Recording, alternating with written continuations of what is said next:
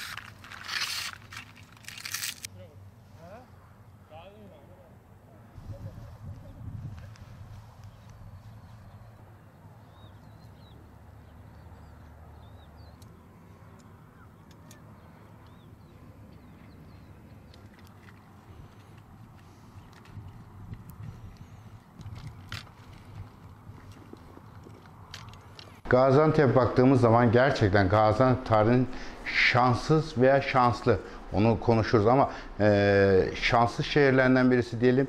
Neden? Batıda Amanoslar, doğuda Fırat Nehri. Tarih boyunca Gaziantep'le geçit vermemiş. Dolayısıyla Gaziantep tarih boyunca kendi kendine yetmek mecburiyetinde kalmıştır. Tabii bu kültürün de bize kazandırdığı, kışın kullanacağımız kurutmalık veya soframızda kullanacağımız ürünleri kendi üretmek ve kendi hazırlamak zorunda bırakmış bizi. Dolayısıyla bu da bizim Gaziantep'in aslında gastronomisinin temelini oluşturmuştur.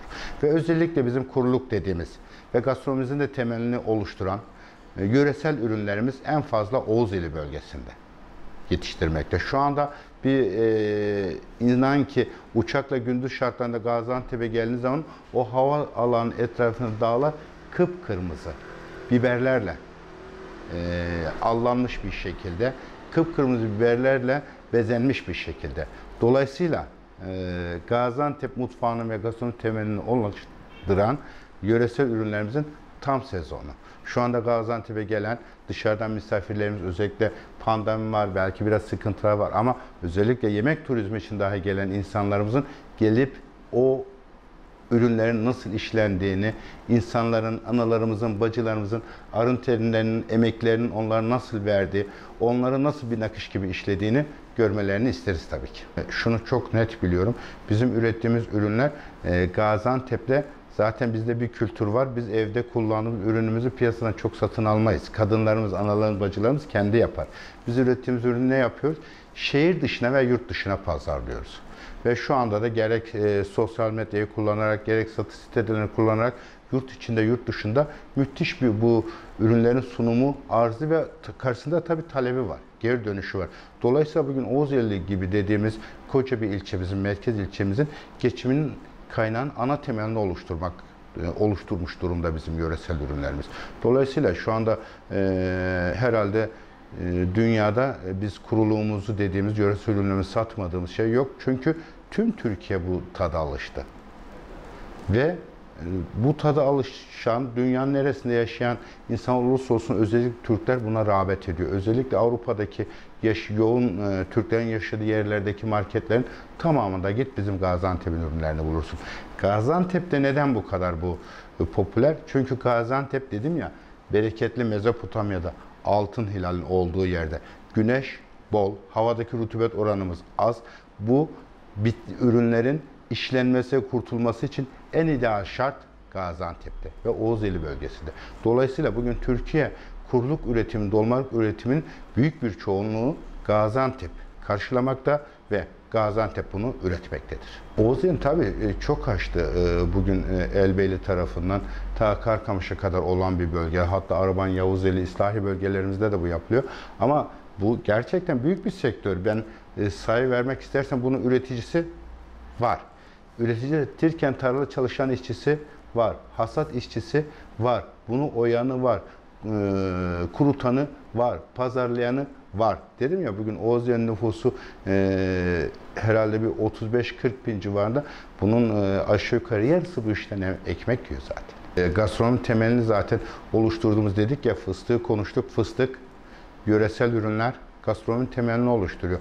Ve tarih boyunca az önce dedim, insanların kendine yetebilmesi gastronomimizin temelini oluşturan bu. Neden?